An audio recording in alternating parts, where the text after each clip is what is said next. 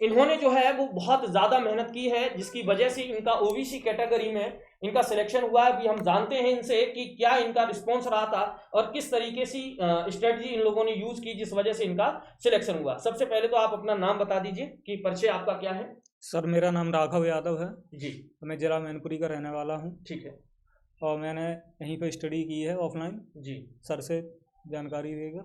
ठीक है। उनका नाम, मेरा नाम साहिल यादव है, ठीक है। और मेरे सिलेक्शन के पीछे सर का बहुत सपोर्ट रहा है, ठीक है। मैं भी यहीं जिला मैनपुरी का रहने वाला हूँ, ठीक।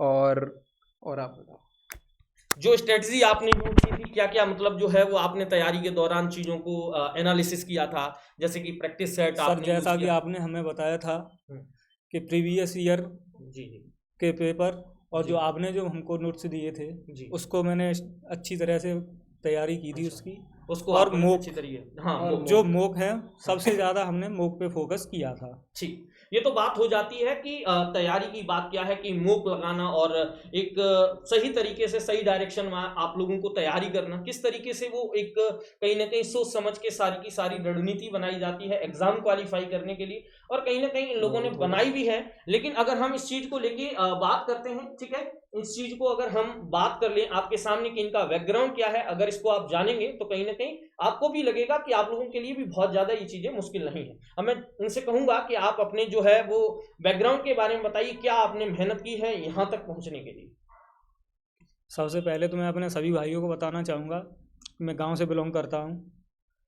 सुबह सबसे पहले मैं अपने पिताजी का जो भी वो कहते हैं वो करता था, 10 बजे तक अपने खेत में काम किया है मैंने। उसके बाद सर के पास आया हूँ, यहाँ पर स्टडी की है अपनी। उसके बाद ही और रात में भी मैंने स्टडी की है। हाँ, मतलब जब भी टाइम मिला आपको, जब मुझे टाइम मिला घर का काम तब आपने करने के तैयारी बाद की है। हाँ। एक बार इनको अपना हाथ दिखा दीजिए कि आपके हाथ की कंडीशन काम करते करते क्या हुई है। एक बार सामने आप दिखा दीजिए, छाले पड़ चुके हैं इनके हाथों में, ठीक है। और आप लोगों को ये लगता है कि कहीं ना कहीं सिलेक्शन जो है वो बहुत आसान होता है। देखिए, हम लोग जिस बैकग्राउंड से आते हैं वो कहीं ना कहीं एक मिडिल क्लास बैकग्राउंड होता है, और वहां पे हम लोगों को घर का काम, ठीक है, माँ बाप क्या कह रहे हैं उनकी भी चीजें सहनी है, ठीक है ना। और कई सारे लोग जो होते हैं जो इस चीज के लिए ताना मारते हैं कि आपका सिलेक्शन नहीं हो पा रहा है, कैसे होगा। ये लोग वो लोग हैं जिन्होंने अभी जो रिसेंटली में एसएससी जीडी का रिजल्ट आउट हुआ था वहां से बहुत ही कम मार्जिन से इनका सिलेक्शन रुका था, है ना। पॉइंटों में इनका कहीं ना कहीं जो है वो मार्जिन रुका था।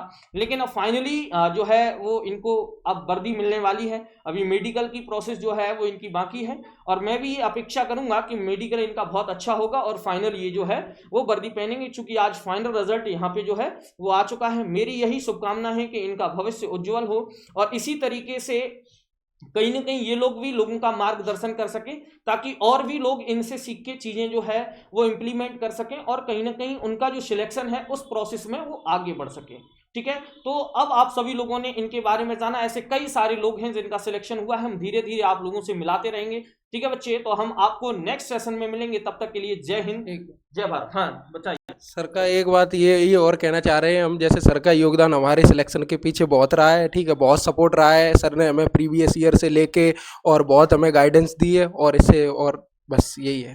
ठीक है, बहुत बहुत धन्यवाद। ठीक है बच्चे, तो अब हम आपको नेक्स्ट सेशन में मिलते हैं। आपको होली की बहुत बहुत शुभकामनाएं, और आपके परिवार को भी, ठीक है। इनकी होली तो जगमगा गई है, अब आपको अपनी दिवाली पर ध्यान देना है मेरे भाई, ठीक है। अभी होली मना के आप अपनी तैयारी पे लग जाइएगा। जय हिंद, जय भारत।